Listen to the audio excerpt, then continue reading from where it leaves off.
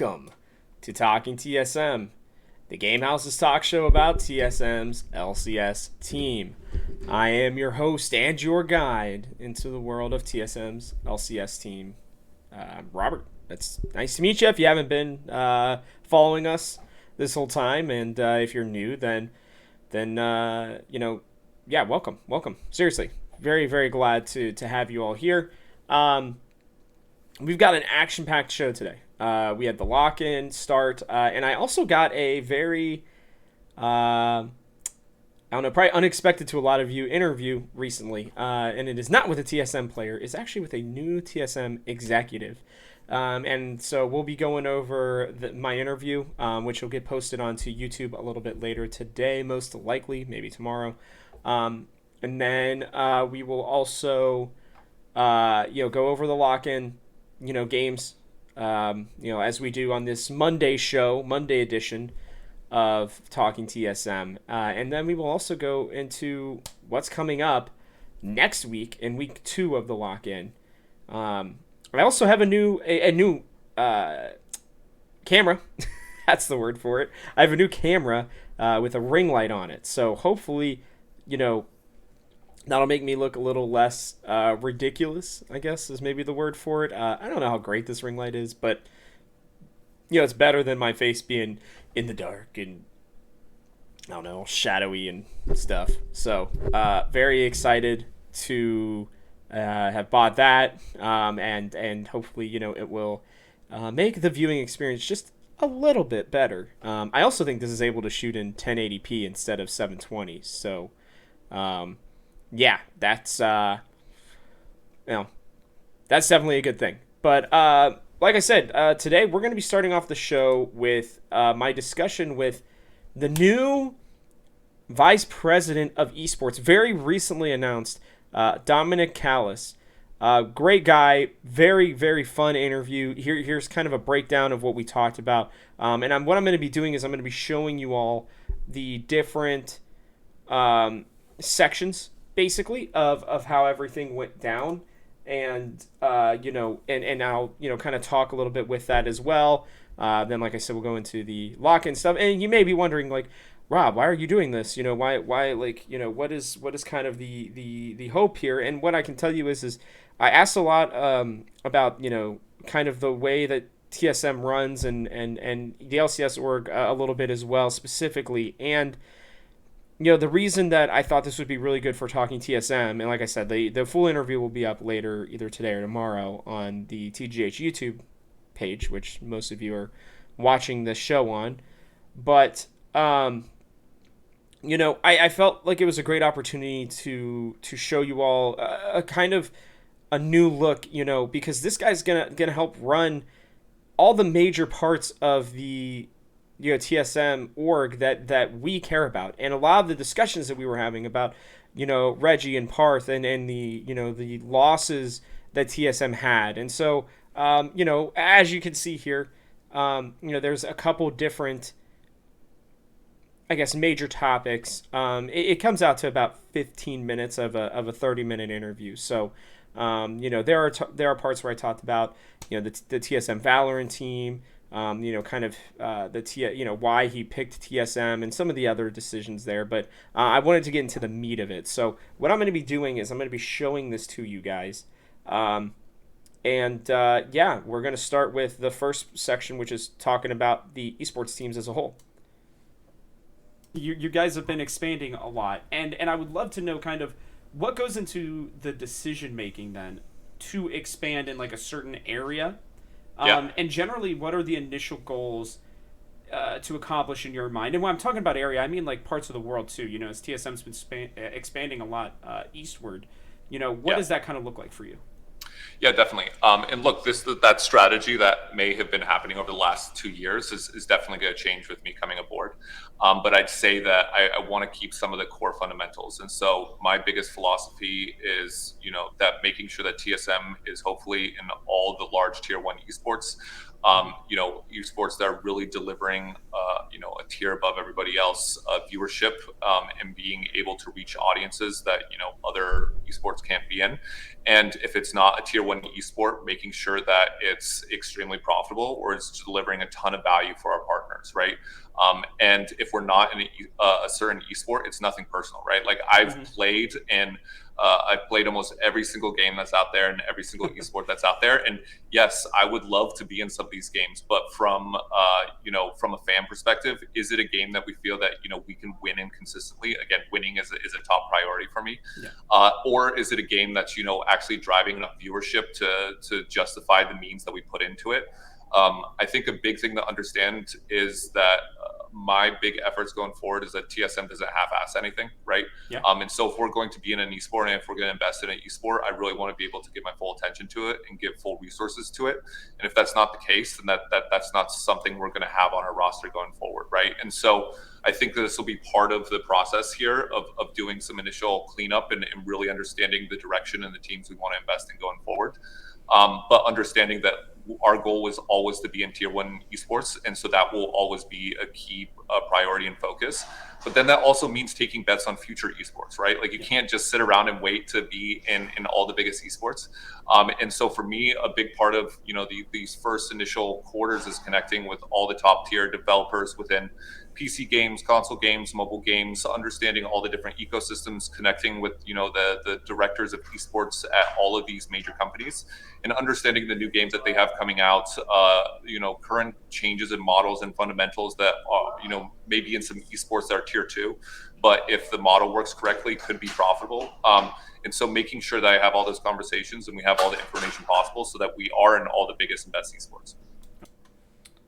Now, it was really interesting there because, he's talking about the fact that, they're going to be looking at everything, right? And he's going to be talking to as many individuals as possible within the esports world as a whole, and even on games that haven't come out yet, right? Like he's going to be talking to these big brands so that then they can be ahead of the game, right? He is, like, Dominic seems to be somebody who's really thinking ahead at all times, and it was really interesting to hear from him about the fact that for them, getting into these new esports and checking out all these things, like he said, some things are going to change. I don't think they're going to be as focused on the East. They want to bring things here back to the West a little bit more, specifically in the US, and start really building out TSM's brand back here in North America, which, for us North American fans is great. And certainly,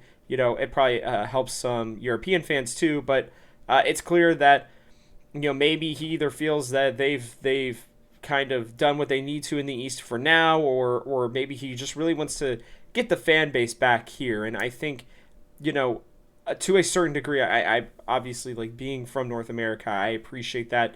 I do feel bad for the new TSM fans maybe in the East because maybe things are going to change a little bit. But in general, it feels like, he has a direction in mind, and he's going to be making sure these esports teams are ready to roll. And so, with that, I kind of talked with him about, a couple other things, specifically, sorry guys, I got to find this section here really quickly, because the system is not great for that. Okay, so so this next section here, I talked about, basically going into the parts with the general managers, right? And like kind of how he's going to run all of this, considering, it sounded like, especially from the beginning of this interview, that was just like going to be him making a lot of these big decisions. So, here's the next section here, where I go into that a little bit more with him. No, I mean, I love that. And I think analytics is clearly the way to go, whether you're watching sports or esports right now. It's the newfound way. And with that, I think it's going to be interesting because, since I know you can't dive too much into this, but when you're looking at a new roster or when you're looking at a new game, what is the thought process between making like additions and subtractions in terms of the players, and can you dive just a tiny bit deeper into new games specifically? Yeah, definitely. And I think it's going to be a little bit disappointing answer for you. But again, if I'm the person who's sitting around and making decisions on who we should be adding or taking away from our LCS team or our mobile teams or all that sort of stuff, something is fundamentally wrong, right? Okay. It is it is really, really my job to really help institute a model that's been proven across every single sport and to be successful, to really trust your coaches, to trust your GMs to make those decisions. And it's for me to basically help challenge those individuals when they want to make a roster move one way or the other, and basically say, hey, have you thought about all the points, and is this the right way of going forward? But if I'm the person who's actually signing, telling coaches and GMs who to pick and sign, then you're not putting any trust in those people, and why are you even hiring those people in the first place? And don't get me wrong, there's a lot of esports orgs that do that they want their head executive and they want their CEO to basically be telling who to play and who to start, but that's not a mentality that I have.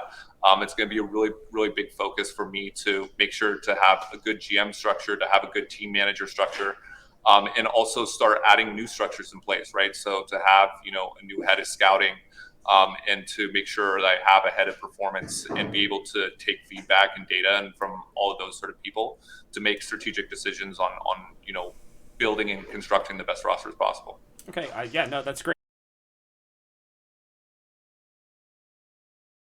It's interesting here too, because he's talking about something that we all heard a lot about, right?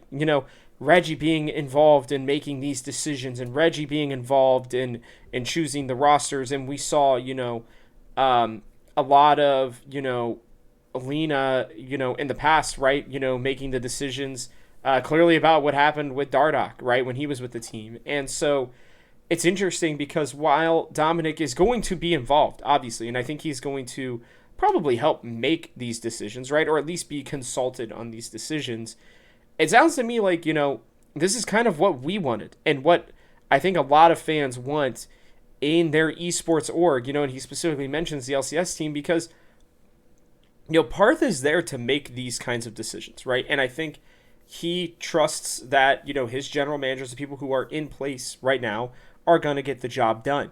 And, going forward, right, if they don't get the job done, then it sounds like to him, it's on him to find somebody who can get the job done. And I think when we're looking at the LCS team in particular, right, like this is a big change, right? We are going into a new season with, with Chinese players, young Chinese players for the first time, and bringing in tactical and keeping Spica and Huni, right? And so there are these players, right, and this system and these new things that are coming up that very clearly, involve a good general manager. And it sounds to me like they are going to kind of see how things work out. And, it makes me wonder if things don't work out, how long will they stick with somebody like Parth, right? How long will they allow for the team to not find the success that they're looking for? And so it's super interesting to me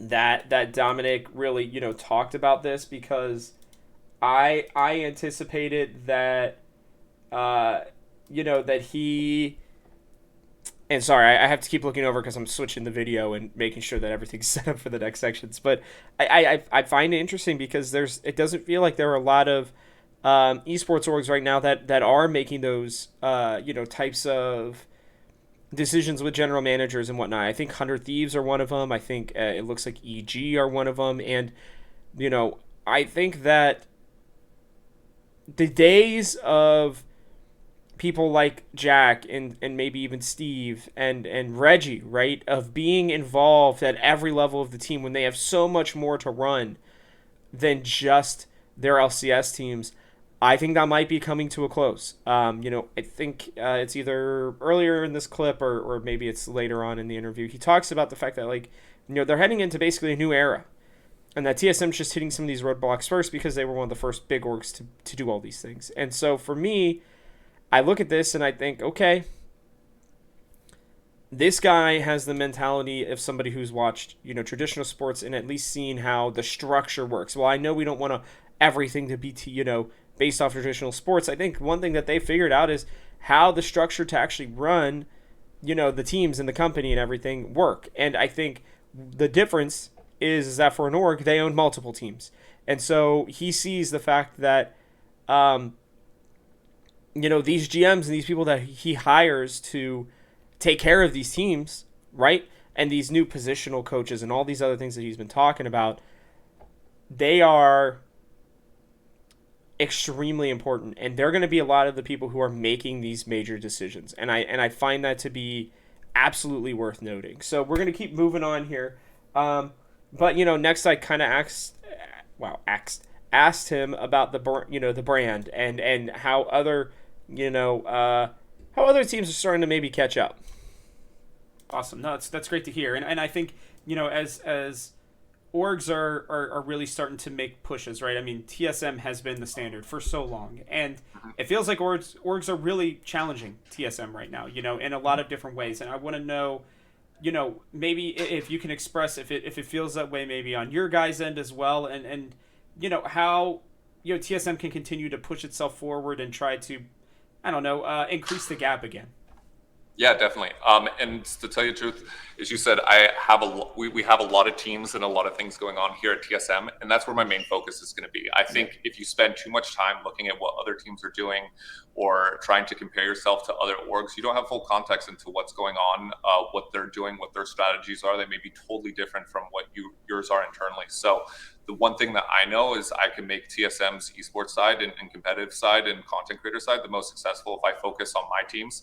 And there's going to be a lot of noise in the ecosystem, and there's going to be a lot of people calling and chirping at TSM, and that's great. Like, a lot of that helps drives their impressions and likes, and I totally understand it and appreciate it. But a big focus for me is going to be a little bit just focusing on our team, making sure that we have our ducks in a row. Because when I feel that when we can get to that point and we have everything running and we can run everything as smoothly as I'd like and implement all the changes here over the next year that, I really do want to implement, I really do think that we'll continue to be the biggest and best esports org here in North America. Absolutely. And globally. I mean, honestly, it's continuing efforts to expand globally as well. But again, I think coming from Gen G, and there's a lot of great orgs out there. So before I put my fist down for globally, let's tackle North America. Absolutely. And I mean, you know what they say, right? Winning cures all, right? So, exactly. Yeah. I mean, I think that mindset's great. All right. And you see there, as well, we're talking about North America, right? And so I guess I jumped the gun a little bit on that one, but he does talk about the fact that, let's tackle North America. Let's make TSM the biggest brand again, like get us back on track as a brand for North America. And again, I personally, as a North American fan, obviously I appreciate that in a really big way. And I think that he's right. He's going back to the roots of what, made TSM great and what has brought TSM to this place of success. And so being able to, sure, I know that he's paying attention to the other brands, and he's saying, hey, we can't just base it off of what they're doing, right? We need to be able to do our own thing. We need to focus internally and look at what are we doing that we need to do better, basically. And I think for us, as LCS fans specifically, that's great, right? I do think that means that we're going to have a pretty big focus going into everything, and it makes a little bit more sense maybe as to why even our amateur team and everything wasn't ready. He got announced basically in January. I knew about it a tiny bit before then, but it's very clear that he's really only been in this job for a month, and things are going to be changing, I think, in a pretty major way. And I do think that the goal, at least on the esports side of things, is going to be to push TSM into the spotlight again, into being one of the more decorated orgs in North America. And I think that mindset, if you can establish that foundation again, right, and allow it to be something that you can build off of with everything else, then I think that's going to be really big. And I think I saw even, I think it was Dunk, had said something on Reddit where, he said, this guy's coming in and changing things in a great way. It feels like he's making a lot of big and good changes. And I think you can even see throughout this interview, again, it'll be on our, the Gamehouse YouTube channel, that he is, he's coming in here to make changes and to improve things. And, a lot of it's going to be within his vision of how the org should be run. And that's a lot of responsibility. But it's clear that he has a vision for TSM and that he has found weak points where he thinks he can attack and make them stronger. So, again, this guy's been awesome. It was really, really interesting to hear all of this. And we're going to continue on. I talk about, TSM losing talent next, specifically, our boys Bjerg and Doublelift. Now, it's no secret that TSM has lost a lot of talent. Yep. Bjergsen, Myth, Doublelift. You're talking a lot about a new era, and I love that. I think that's a great mindset to have, and I would love to know kind of what is this new era mindset. What is kind of maybe like a sneak peek of the not going on behind the scenes, but what are you guys trying to show the rest of us out here? Yeah, so I think the big thing is you view TSM up until I'd say, last year very much as any other, esports org, in a sense that, it's a bunch of people that came together, was able to get a little bit of initial funding and basically put together a few teams and start to grow. And TSM just did that bigger and better than everybody else, right? But that didn't necessarily meant that they had the core fundamental foundation in place to be able to scale that quickly. And so I think what you can view this new era is view TSM as, getting back to its core roots a little bit and being able to bring in an executive team to be able to help build out and make sure that we have a strong foundation that we can continue to succeed from. I think that it's not just TSM. I think you're going to see a lot of orgs going through these growing pains when you reach a certain size and scale. But TSM being that the fact that we've grown faster than a lot of other orgs are just reaching that point, before other teams, right? Mm-hmm. And I think a lot of the reason, that we lost talent was there's a variety of different reasons. I think a lot of people try to convey that it was all one single cause or it was all one single individual, that, why people make changes. It's like, no, everybody makes a change. I left Gen G, which was a perfect situation for me, right? Like everyone makes different life changes that benefits them. And so all the people that have left, that's awesome. And they're going to go out and they're going to do really, really big, exciting things. And I want to continue to champion them. I don't have any sour grapes or I don't think anyone here at TSM has any sour feelings to anyone that's left. They've all continued to support them and wish them the best on their future success.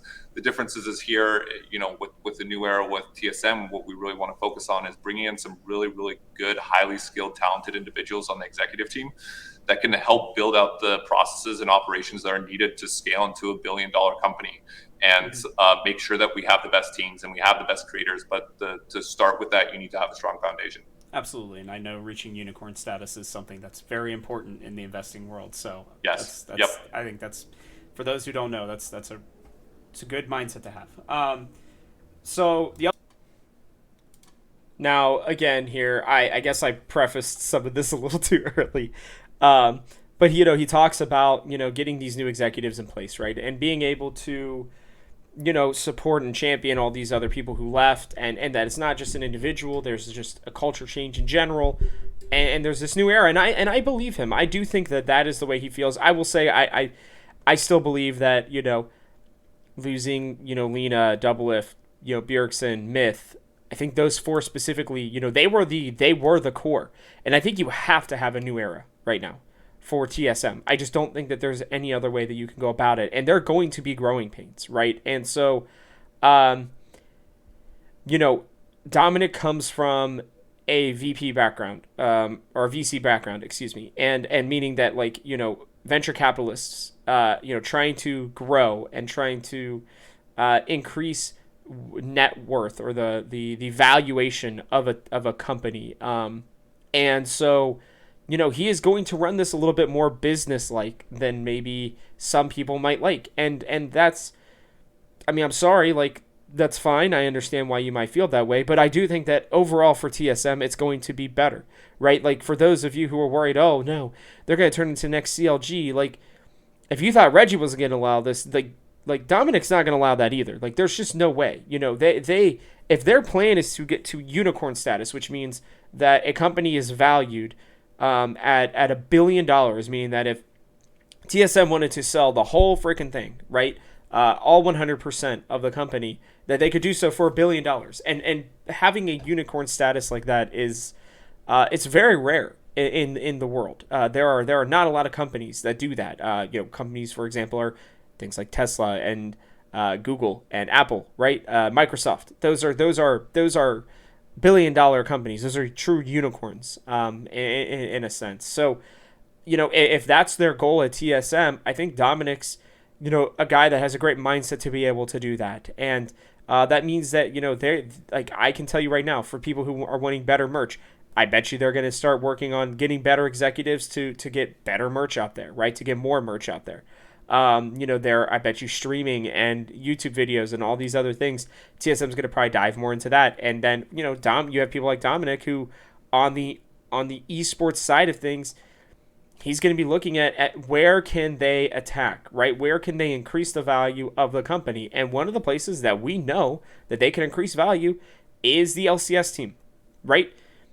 The stronger and the better the LCS grows and the more, the team grows, right? And the better competition is and everything else is in NA, the more the spot that they own is going to be worth, the more money that they will bring in, the more fans that they will get, the more, I guess, the better players even that they will continue to get over the years. So, I mean, this is a long-term process, guys. This is not like, we're going to just be around, for a couple years like people worry about in esports. This guy gets it, is what I'm trying to say. And I think that he is somebody who we're going to look at for this next era, who's going to be working behind the scenes to a certain degree. I will tell you at the end of our interview, he talked to me about wanting to be more open. And this part's not in the interview, but he wanted to be more open. He wanted to be able to do more things. I could ask him, questions, in messages, back and forth, or just emailing for other interviews and opportunities like this, which has been truthfully a problem for TSM in the past. TSM has really denied a lot of interviews to a lot of different places for a really long time. And so, for a smaller organization like the Game House, that's very exciting for me. And having that ability to talk to, my favorite esports team, at a more, personal level, to get more information out to you guys, is something that's mattered a lot to me. So, we're almost done here with this interview. I promise we're going to get to the locked-in part, but there's still a lot of good stuff coming up here. So, we got two more sections here, where he's going to talk specifically about the LCS Academy team, and then we're going to quickly dive into Keaiduo and Shenyi. So, hang in there. LCS season's about to start, right? We're a couple days away. And I know you're letting, the GMs and everything make the decisions, but I would like to know, obviously trying to bring everything together with COVID and whatnot has been tough. What went into the decision of having the academy team start instead of maybe more of a mix? If you can't speak on that. Yeah, no, I can definitely speak on it. So again, you kind of already led with the question a little bit, but ultimately it kind of boils down to, 4 different things. So I'd say it's, COVID was the main overall leading cause, right? Mm-hmm. Like, I think if this virus wasn't here and the risk and safety to our players wasn't in play, there'd be a lot of other things that would have happened. Mm-hmm. So COVID is the leading cause there. And then, also because of COVID, you run into visa issues, right? Like a lot of these people don't understand. It's like, we process more visas and travel documents than most, any soccer team or basically any teams in the world, right? As I said, I got players from 20 different regions, but that doesn't even count the amount of visas and stuff we're going through on a weekly basis. So COVID, visas, there was definitely miscommunication, and there was, there weren't the proper processes in place to, make sure that this off season could have been as successful as possible. And I'm already taking the steps to change that. So I think one of the big things that I can even share with you is that, going forward, our LCS roster will always be boot camping in China during the months of December. Wow. And our academy team will continue to go to South Korea like they did this year.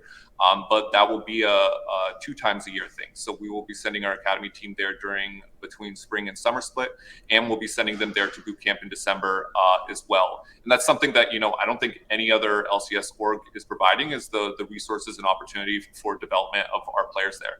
And it's not necessarily because those regions have better players or anything. It just provides us with more scrim opportunities, right? So the LPL and, their development league, that leaves us, I believe, with 32 or 34 different teams that we can practice against that are there on a regular basis. And we just get to see so many different formations of the game, which gives us a strategic advantage when we come back here to North America.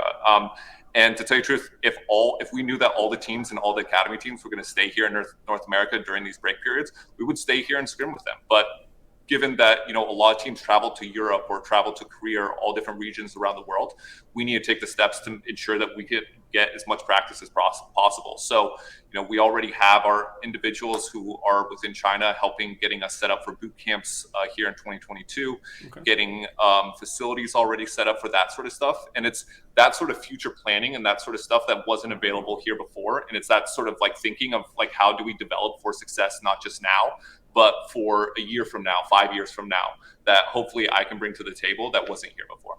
No. I mean, first off, breaking news here out of Talking TSM, out of the Game House.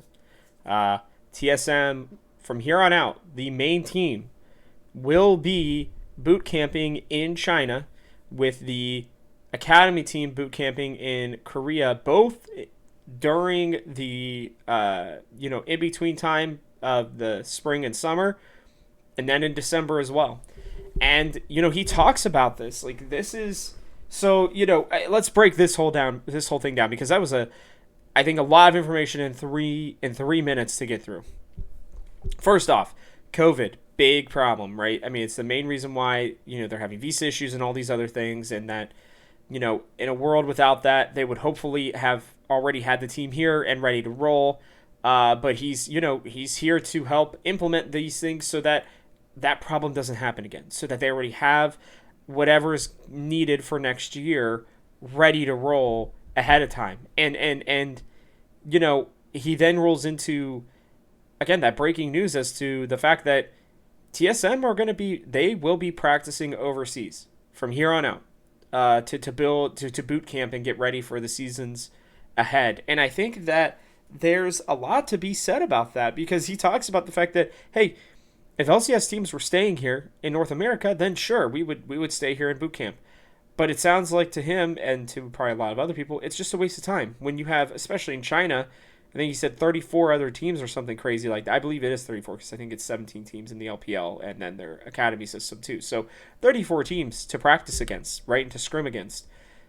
It does allow you to see a lot of different things. It does allow you to get better, I think, in a lot of different ways, and establish good scrimming partners. And I think TSM is trying to establish a pipeline, in China. I think officially, I think if Keaiduo or Shenyi don't work out, right, then they will know the other options that are available there. And it wouldn't surprise me to see our academy team going forward, should some spots open up here, in the next year or so, grabbing some of those young Chinese players, right? And I think the same thing for Korea, right? I mean, the academy team scrimming in Korea, that's a huge deal, right? Because, I mean, it's clear that I think TSM is abandoning taking any European talent at this point. I'm sure they would if there are, players that are available to them that they like. But, and I don't think we'll see any Oceanic talent either. I think their focus is on the East and grabbing, the best players that they can to be the top, 2 at whatever position they need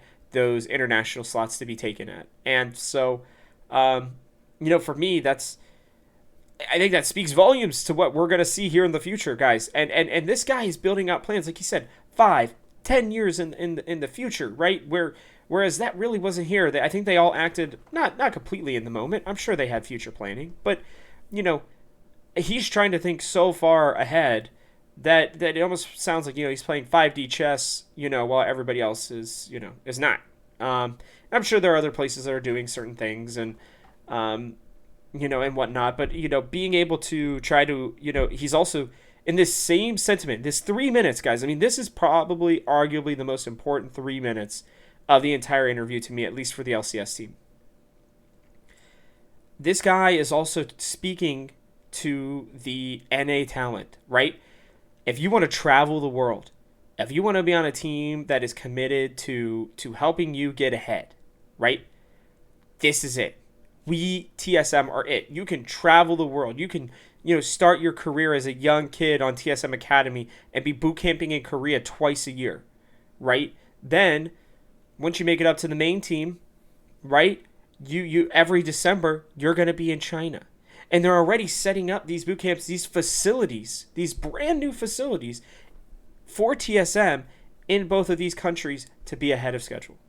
And I think that's so unbelievably beyond what I think most people would expect.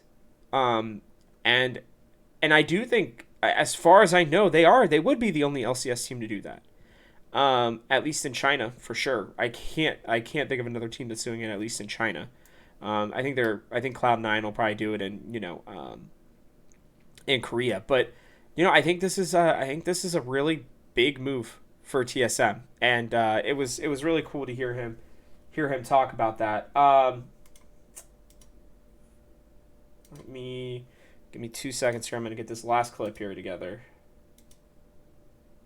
Okay, so we're almost there. All right, so we're going to head into this last one here. This one's specifically about our boys Keaiduo and Shenyi. Just because I know your time is limited, and I want to make sure I don't go over too much here. But can you give me a little bit on the statuses of Keaiduo and Shenyi? Yeah, so things are trending really, really well there. We're expecting to have them here in the U.S. shortly. Obviously, don't want to confirm to any exact dates. Yeah. But what I'm saying is, we're on a fine line of making sure that they can get here within proper time. But all things are trending positive right now, and so we should be looking to have our full LCS roster here coming to the United States as soon as possible. Again, I think it was just some of these things that happened with slow visa processing times and all this sort of stuff. Initially, we had basically planned that all the guys would be back here in early January and that we would be going into lock in with this brand new, full, exciting roster. Mm-hmm. But we haven't had the opportunity to be able to do that. And so while that's frustrating, a lot of this stuff is outside of our control. And so I'm doing what I can and what's in my power, what's within my control to make sure that we get these guys here as soon as possible. But I can say things are trending positively. That's great to hear.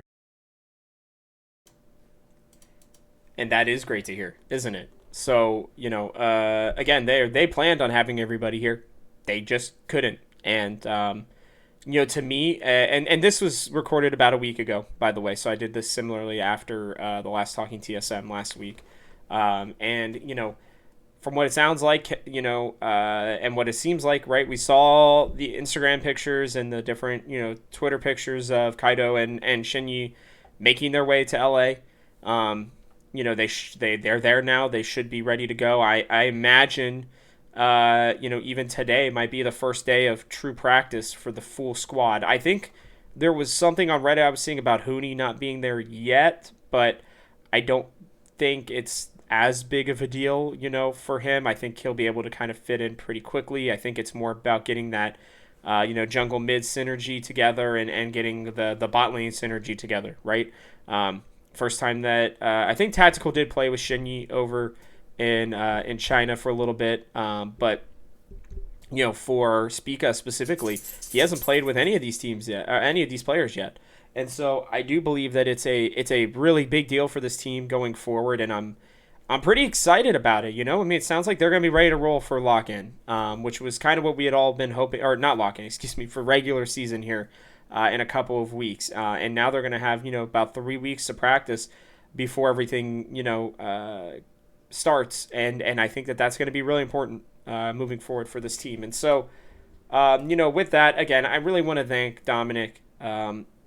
He was super open and was, I think, I think his answering of a lot of these questions were really, really good. And I think it really allowed for not only myself, but hopefully you guys to get a little bit of a deeper look as to what TSM are going to be doing. Again, this interview in its full entirety, I got to cut a couple parts because a couple things got messed up. Unfortunately, one question completely is gone, but that's okay. Regardless, it was a great interview with Dominic. There's going to be a full 30-minute interview or about thereof. On the TGH YouTube channel, where a lot of you are watching this / listening to it already. So make sure you head back over there in the coming days. I can also tell you real quickly too, I believe there is a Bjergsen interview either coming out today or tomorrow. It may have even come out since this has been recorded, but with his time on TL, and I know a lot of you are still fans of Bjergsen, and I would highly recommend you take a look at that one. I didn't do it though, sadly. I wish I could have, but Mike did a great job on it, so make sure you go give him some love for that. Now let's head into the lock-in tournament. Okay, so we had game 1 here, starting it off. We were the first team to play, and listen, guys, 100 Thieves just won everything. They're clearly still one of the top 3 best teams in the LCS. They've shown some chinks in the armor, some holes that they will need to kind of figure out. But in general, this game kind of went about as we expected. So I'm not going to, especially on this game, I'm not going to dive too deep into it. I think the first blood was cool, man. I love the fact that we were willing to hop in there and get, try to get it done early on. But, getting that first kill was pretty much the rest of the game. For us, we really did nothing after the first minute and 30 seconds, essentially, which was extremely disappointing because, there were opportunities for Hyper specifically to try to make plays, and it just was like, I remember looking at it, and I'm sitting here and I'm like, okay, well, we're losing, but and Hyper hasn't really ganked, but, maybe he's keeping up in CS. No. Closer not only had 1 or 2 kills and had been involved in ganks, but he was also 20 CS ahead of Hyper, which was holy, what has Hyper been doing this entire game? I was kind of wondering. I'm like, where are we at here, buddy? What is going on? Why is it the fact that you've really not ganked at all, really not been involved on the map at all, and yet you're still behind by 4 camps? I mean, listen, I know that it's an LCS player versus a second place, a runner-up MVP candidate. I fully understand that, but to me, it just felt like this team was scared and very nervous. And I understand the nerves, I really do. And I know that Gunaso, it's his first time really coaching this team. And they have to go up against 100 Thieves. There's a list of things that are going against them. And I love that they were like, hey, we're going to at least try to get this first blood up here on Sunday. Okay, I think that was absolutely awesome. And I didn't hate the draft necessarily. But the problem is that they just did nothing. They just bled out the whole game. They were too afraid to make any real plays. And I don't think, you're never going to win a game doing that, and it felt to me like a solo queue game where you had a bunch of challenger kids playing a bunch of gold kids. I think there was that big of a gap there, and it was pretty obvious. 100 Thieves did whatever they wanted to, and if you can't tell, by the way, we did lose this game. So I was sad for them because I really thought they had a chance to come out and try to show, hey, we're ready, and it felt like they were just trying to play for individual lanes. And nobody really did great. I think Viper kind of held his own, but he also was given a little bit of a lead, obviously, by them killing Someday early. And, I don't know, Takeover looked pretty rough. Instinct, I think, had moments where it looked like he was okay. Your Son looked super tight. Uptight, kind of struggling to make moves. It was disappointing. But understandable. I'm not mad about the game. I don't think anybody should be. I mean, it's our academy squad. I was just really hoping that a couple certain players would really, stand out. And they didn't, honestly. They just didn't. I mean, it shows to me that they're just not ready yet. which is fine. I think that's okay for right now. So we're gonna move on from that game. Like I said, I'm not gonna dwell too much on that one. There's not a whole lot we can do about that one. The Flyquest game, though. All right, guys. Here's what we talked about. Right, this was the game where I said, hey, if they're gonna win a game, this has to be the one. Now that was before Golden Guardians said, hey, we're just gonna run our academy squad, and they have looked god awful, and we'll go into that specifically later this week. But for Flyquest, I thought it was the best draft of the weekend. I really liked the flexing into the Corki. I thought that was a nice move. I think they gave Hyper somebody who he was very comfortable on and could make plays with in the Lee Sin. Takeover was okay. He didn't really have the impact that I would have liked him being, on LeBlanc specifically. And then Instinct and Yursan, I think, played almost kind of like a mirror matchup. And Instinct, I think, specifically played really, really well. And obviously Hyper did too. I think both he and Hyper, a lot of the times, like, you'll look at KDAs and you're like, oh, like, maybe they just picked up a couple kills. Like, no, I think that Hyper's aggressive behavior and I think his confidence was clearly there. I mean, they just, they didn't see Flyquest as they did 100 Thieves, and that was plainly obvious in this game. And I think we're going to see the same thing at C9 when we go over that game too. But, like, for me, they felt like they had control of the situation. They knew what they needed to do. They got first blood again, 2 games in a row, by the way, which I think is, significant. I think getting first blood always helps. They got rifts. They were able to get 3 Barons and have Ocean Dragon Soul. So it was a complete game. It was a good win. I think that this game was long. It probably was a lot longer than it should have been. And it's clear that they're out of practice right now. I mean, you got to remember too, they are bringing in 2 completely new pieces, themselves, and Instinct and Viper to the core of Hyper, Takeover, and Yursan. But there were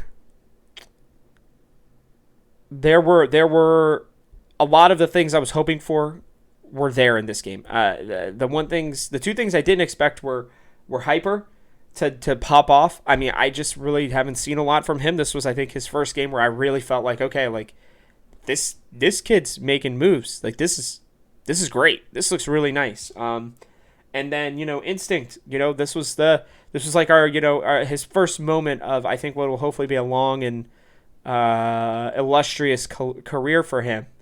I was proud of both of them. I think your son made some pretty good plays, and Viper and Takeover, they did their jobs, but overall felt like Hyper and Instinct just popped off, and they were able to take advantage of Jose Dioto's bad positioning and Takui's lack of awareness at times. So obviously a lot of other things didn't happen in that game, but they didn't allow for Johnson really to be comfortable just auto attacking either. So it was a good game.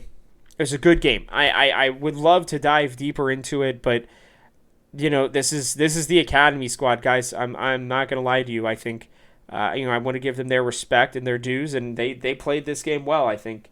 But there's outside of that, there's just not as much to delve into. It was clear cut. TSM looked like the better team from 5 minutes in the game, which was great because within 5 minutes of the game before, they were clearly so scared they couldn't really move. So now we head into the Cloud9 game.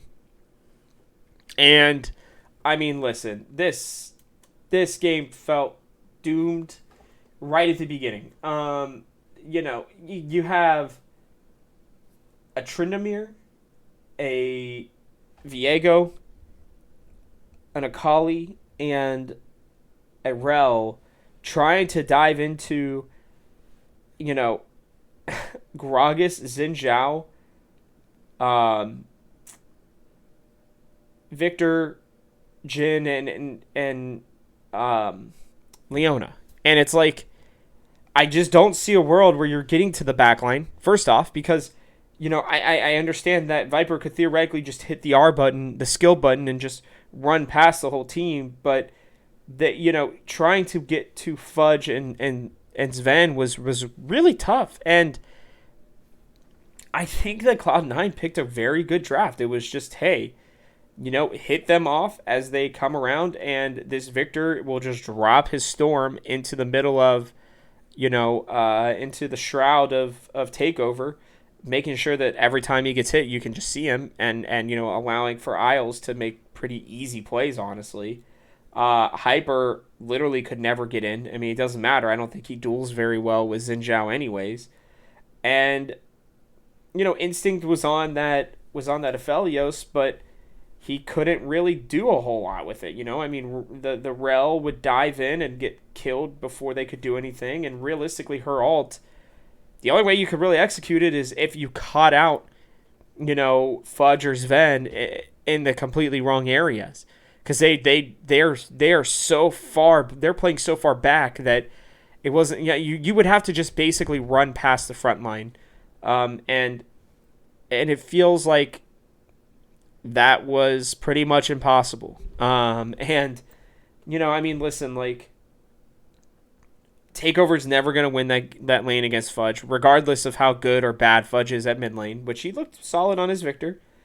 Viper theoretically wins early against Darshan, but Hyper never really helped him out much. It's not easy to dive a, full tank Gragas, because all he has to do is just live, against this Tryndamere. And the bot lane was not really a spot of advantage either. They didn't have the range. Their engages weren't very good. I don't know. I mean, it was kind of doomed from the start, and the whole team just seemed like they were off again. I mean, it was just they attempted more plays. Like, this was kind of what I expected them to do in the 100 Thieves game, right? Where, I mean, this is a step up from that game for sure. They're not playing as good of a team, right? Specifically, well, yeah, I mean, it's not as good as the 100 Thieves team, but I mean, they're still playing an all-pro in Sven, and Blabber, former MVP. So, I mean, this game was going to be tough from the beginning, but the hope was maybe they weren't as in sync, but it didn't matter. Darshan can play weak side king all day. He's been in this league and played legal enough, to be able to be that guy there. And really I thought, okay, like, they're going to pick an advantageous matchup into Fudge. And I'm pretty sure he got, I want to say that he got counter pick, but even still, I don't think Akali is super strong right now necessarily either. So, and you're picking an Akali to a point where, there's a lot of ranged matchups that are very easy for Fudge to play into it. And even if then if they did pick counter, which I can't remember off the top of my head right now, like, it's not like the Akali counters him until level 6 anyway, so he was just getting pushed in constantly. So, I understand, again, academy team, everything like that, but it just feels like this is a team that was just bleeding out constantly, and it is. It's not fair to them for me to be, like, overly critical, right? Because they are playing against generally LCS talent, right? I mean, it really is. All 3 of the 5 members on this team are LCS talent, and obviously Sven and Isles and Darshan are going to spend time on the academy team, but that academy team is going to be flip-flopping with a bunch of different, currently LCS members. Like, Sven is an LCS bot laner. Doesn't really matter what anybody says. And if Berserker struggles at all, like, he is the best backup in the LCS at any position. It does not matter what position or where you believe that this team will go, right? Like, and this kind of makes me think that C9 is going to be pretty dangerous going into the season. Like, I think that it will take their team time to come together, but I'll tell you what, like if they struggle and all they need is for the team to kind of learn how to play a little bit together, they'll send some of those players down to the, down to the academy team, and they will bring up somebody like Sven. Like, I mean, I'm serious. If Berserker struggles at all, like they can just plug Sven right in, and he'll be ready to roll. So it's a huge advantage for them. It really is, and we're seeing right now that our players aren't ready yet, which is not a surprise. I mean, again, every single player on this Cloud9 roster has top level experience. Isles has been to Worlds from Oceania, right? He has played on teams at a higher level than the academy squads that we have right now. So this was an expected loss as well. I think there was a small chance that they could maybe pull it out if Sven was still pissed off and wasn't playing well, and if Fudge was still learning the mid lane, and if Darshan was out of sync, I guess, with the rest of his team. But they weren't. I think Max picked a good team comp for them. I think it was pretty straightforward. Good engage, good disengage. And two strong carries that could play from the back line. That would make it really tough. And TSM never really set up the angles necessary to make some of these plays. And frankly, like they just got beat. So whatever. We finished the week 1-2, and I think that's about as good as we could ask for. So, as we head into week 2, right, we are a win and in position here, guys. And then lose and then we're out basically too. So, reminder, the top 4 teams make it. And, it is important going into this that we understand that, I mean, it's going to come down to... So here, I'll run through our group real quick. Group A, again, as a reminder, Cloud9 are 3-0. 100 Thieves are 2-1. Flyquest finished 2-2 with a loss against us, by the way. That's super important to remember. We're 1-2, and Golden Guardians are 0-3. And our hope was, we beat one team and that they lose all their games. It's sadly, Flyquest were able to figure out a win against 100 Thieves when 100 Thieves kind of looked asleep at the wheel. The whole team did. They just kind of seemed like they were kind of just, going through the motions almost. They threw in tenacity, and I think he had a strong start, but apparently I didn't watch the last bit of the game. Apparently he struggled at the end. So, the reality of the situation is that if we win, then, we are... Now, if 100 Thieves loses, by the way, to Cloud9, then it results in a 3-way tie if we win with Flyquest. Now, we beat Flyquest, but we lost 100 Thieves, and Flyquest beat 100 Thieves, but 100 Thieves lost to Flyquest but beat us. So I don't know exactly how that tiebreaker would work, but I'm predicting we'll finish 3rd or 4th at best. And if that's the case, then we're most likely going to face either Evil Geniuses or Team Liquid, the top 2 teams from the other side of the bracket. And just a quick update on that too. Evil Geniuses are 3-0. They are looking very, very good, by the way. Impact specifically has just looked absolutely outstanding. Danny's had some great plays. Vulcan's fitting in really well. Inspired had a great game. I mean, EG guys are a dark horse to take that 1 seed. And if they're already playing this well, you better watch out. This team's going to be super fun to watch. Team Liquid are 2-1. Dignitas are 1-1. They're the only team, I believe, that played twice this weekend instead of 3 times. Counterlogic Gaming found a win, 1-2, and Immortals have looked terrible. They are 0-3. So, that team of players that I worried a lot about together are not looking great. So, there's there's a lot to break down with that one. But, here's the reality of the situation. We are looking for Instinct to continue growing. I think that's an important point. He's getting a lot of valuable experience, and hopefully he will, take from it and learn from it. Can Hyper surprise us again next week and really try to carry us out in a week here? Maybe. Hopefully. That'd be great. And then we'll do a deeper dive on Thursday into this, by the way. I will commit to a Thursday show. I'll try to dive a little bit deeper into what we need to do against the Golden Guardians Academy squad. And then we'll take a look here as well at, moving forward, what the rest of this is going to look like, should we make it through, and, what we'll have to do to maybe pull out a sneaky run. I don't anticipate that we will, but hey, we'll dive into it. The reality of the situation is, regardless of what I say next week, which I'm sure, or on Thursday, which I'm sure I'll say